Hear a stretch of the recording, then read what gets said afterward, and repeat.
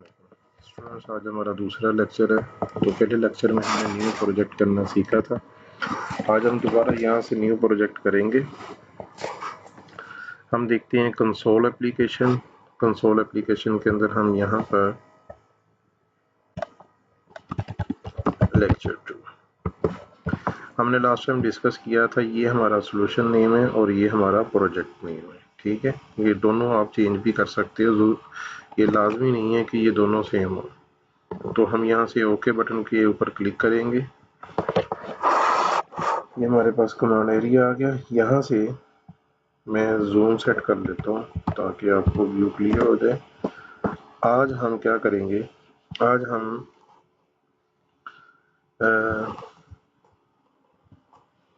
दो वेरिएबल लेते हैं। इंटीजर टाइप के हम दो वेरिएबल लेंगे, इंट वैल्यू 1 और वैल्यू 2। ये मैंने दो वेरिएबल इंटीजर टाइप के डिक्लेयर कर लिए। यहाँ पर मैं एक मैसेज शो करवाता हूँ, console dot right line type your first value.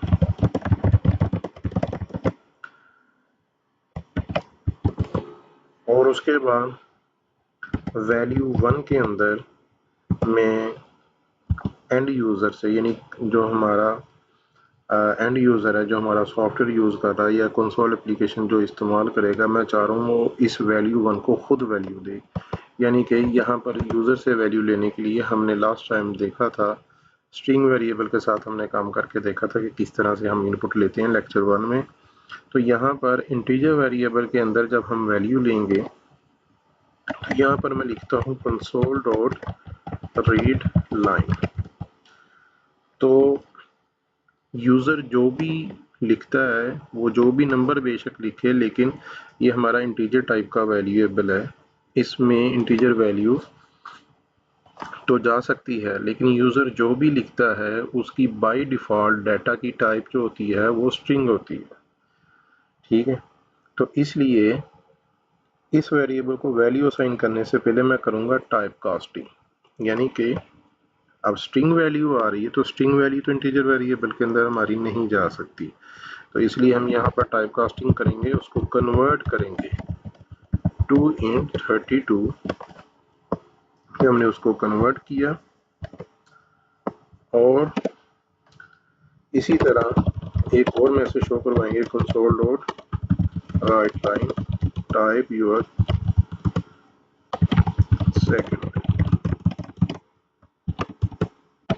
फिर वैल्यू 2 के नाम से जो वेरिएबल है उसके अंदर हम इनपुट करवाएंगे कंसोल डॉट रीड लाइन। अब यहाँ पर ये मैंने दोनों वेरिएबल के अंदर वैल्यू दे ली है।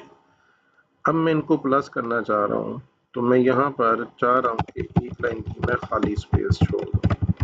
तो फर्स्ट लेक्चर में हमने डिस्कस किया था कंसोल डॉट राइट लाइन वैसे ही लिख देंगे तो उससे क्या होगा, एक लाइन की हमें स्पेस मिल जाएगी। उसके बाद console dot right line your plus answer is concat करवा देंगे value 1 plus value 2।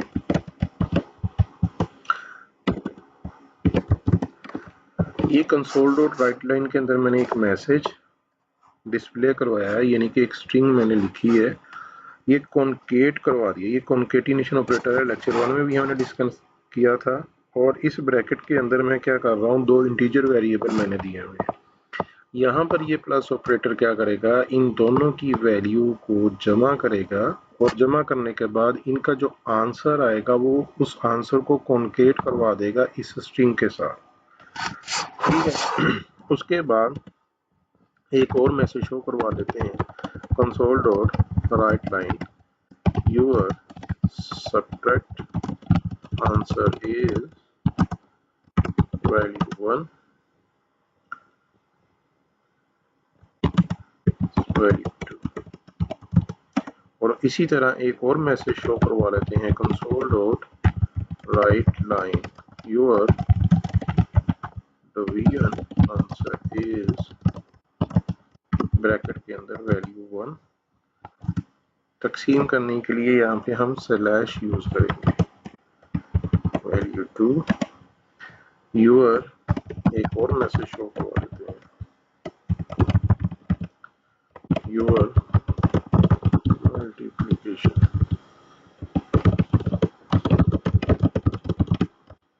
Answer is value.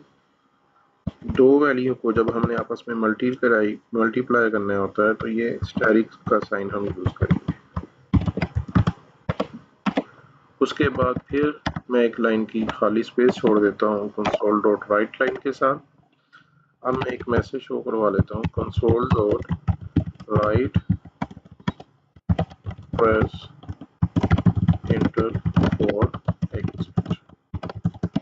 फिर उसके बाद कंसोल डॉट रीड लाइन। आपको पता है लेक्चर 1 में हमने डिस्कस किया था कि ये स्क्रीन को रोकने के लिए होता है। अब मैं इस पूरे कोड का एक दफ़ा फिर आपको ओवरव्यू दे देता हूँ कि हमने क्या किया।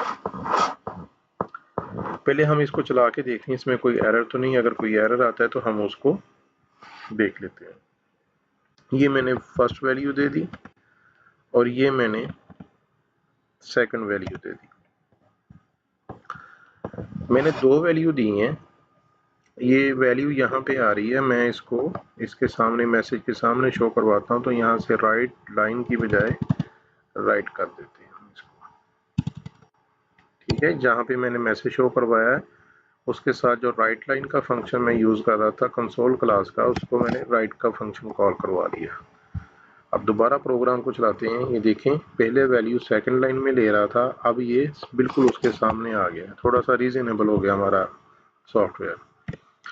और ये देखें, ये जैसे ही मैंने दो वैल्यू दी, वो हमारा जो हमने कोड किया है वो क्या कर रहा है, वो इन दो वैल्यू को सबसे पहले प्लस कर रहा है, फिर माइनस कर रहा है, फिर इन्हीं दो वैल्यू को डिवाइड कर रहा है, फिर इन्हीं दो वैल्यू को वो मल्टीप्लाई कर रहा है। और यहाँ पर एक खूबसूरत सा मैसेज आ गया, प्रेस इंटर फॉर एग्जिट। अब जैसे ही मैं एंटर की प्रेस करूँगा हम इस आउटपुट स्क्रीन से बाहर वापस आ जाएंगे अपने कोड एरिया में। अब आउटपुट आपको देख के कुछ प्रोग्राम के थोड़ा सा कंसेप्ट क्लियर हो गया होगा कि हमने ये कोड क्या किया था। अब इसको मज़ीद एक दफ़ा देख लेते हैं। सबसे पहले तो मुझे दो वेरिएबल चाहिए थे जिन वेरिएबल्स में मैं यूज़र से दो नंबर ले लूँ। तो हमने क्या किया कि हमने ये दो वेरिएबल लिए इंटीजर टाइप के। उसके बाद एक मैसेज लिखा स्क्रीन के ऊपर यूज़र के लिए कि अपनी भाई पहली वैल्यू जो है वो हमें दे दो। वो पहली वैल्यू जब हमें देगा तो बाय डिफ़ॉल्ट बेशक वो नंबर ही लिख रहा है, लेकिन बाय डिफ़ॉल्ट उसके डाटा की टाइप जो होती है वो स्ट्रिंग होती है। जबकि हमारे पास जो वेरिएबल है वो इंटीजर टाइप का है। ये वेरिएबल इंटीजर टाइप का है और यूज़र से इनपुट लेने की कमांड जो है वो ये है। तो हम अब वो जो लिख रहा है नंबर वो स्ट्रिंग टाइप का है बाय डिफ़ॉल्ट। उसकी डाटा की टाइप हमारे फ्रेमवर्क में उसकी ये सेटिंग है। वो जो भी लिखेगा, नंबर लिखे या स्ट्रिंग लिखे, उसकी डाटा टाइप जो होगी वो स्ट्रिंग होगी। अब स्ट्रिंग वैल्यू तो इंटीजर में नहीं जा सकती, तो इसलिए हमने उसको कन्वर्ट किया इंटीजर में। यानी कि यहाँ पर हम क्या कर रहे हैं, यहाँ पर हम टाइप कास्टिंग भी कर रहे हैं। ठीक हो गया टाइप कास्टिंग कर रहे हैं। तो सेम इसी तरह हम यहाँ पे कर रहे हैं, एक मैसेज डिस्प्ले करवाया। उसके बाद हमने यूज़र से दूसरी वैल्यू ली, उसको टाइप कास्ट किया, टाइप कास्ट करके हमने इंटीजर वेरिएबल को असाइन कर दी। फिर उसके बाद ये एक लाइन की space console dot right line का मैंने फंक्शन जो कॉल कराया है, इसकी फंक्शन ब्रैकेट में मैंने कोई पैरामीटर पास नहीं किया। तो हम देखते हैं ये क्यों करवाया था। मैं आपको एक दफ़ा दोबारा दिखा देता हूँ। ये एक लाइन की जो स्पेस आ रही है, ये हमारी स्पेस इस कमांड की वजह से आ रही है, कंसोल डॉट राइट लाइन की वजह से। फिर हमने क्या किया, दोबारा एक मैसेज स्ट्रिंग दी, मैसेज डिस्प्ले करवाया। ये वाला जो ऑपरेटर है एज अ कॉन्केटिनेशन ऑपरेटर है। इसके एक साइड पे हमारी स्ट्रिंग वैल्यू है और दूसरी साइड पे नंबर वैल्यू है। तो यहाँ पर ये ऑटोमेटिकली क्या करेगा, इन दोनों को कॉन्केट कर देगा, मिलाकर दोनों को इकट्ठा करके स्क्रीन के ऊपर मैसेज शो करवा देगा। वैल्यू 1 को जमा करेगा वैल्यू 2 के साथ, इसका जो आंसर आएगा उस आंसर को कॉन्केट करेगा हमारे इस मैसेज के साथ, इस स्ट्रिंग के साथ। ये इसी तरह मैंने डिवाइड का भी काम किया, मल्टीप्लाई का भी किया, ये सारे मैसेज डिस्प्ले करवाए। एंड पे फिर हम दोबारा क्या कर रहे हैं, अगेन हम एक लाइन की स्पेस ले रहे हैं। उसके बाद मैंने राइट के साथ मैसेज शो करवाया, प्रेस इंटर फॉर एग्जिट। जैसे ही ये मैसेज डिस्प्ले होगा उसके बाद मैं एंटर की प्रेस करूंगा, हमारा कंपाइलर यहाँ पर आ जाएगा और हमारा प्रोग्राम जो है वो ख़त्म हो जाएगा। उम्मीद है कि आप लोगों को इस लेक्चर की भी समझ आ गई होगी। तो कोर्स आउटलाइन मैंने डिस्कस किया था, इस लेक्चर में अगेन बता देता हूँ कि हमारा कोर्स आउटलाइन क्या होगी। तो हम सबसे पहले कंसोल एप्लीकेशन के अंदर काम करेंगे।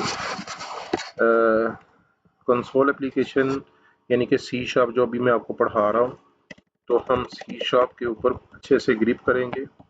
सबसे पहले हम सी शार्प लैंग्वेज करेंगे, इसके विद ऊप हम इसके अंदर ऊप के कंसेप्ट जो हैं वो सारे क्लियर करेंगे। उसके बाद हम विंडो फॉर्म के साथ काम करेंगे, उसके बाद हम विंडो फॉर्म को सीखेंगे। फिर विंडो फॉर्म के बाद हम एसक्यूएल सर्वर को सीखेंगे। फिर उसके बाद हम MVC HTML CSS bootstrap jQuery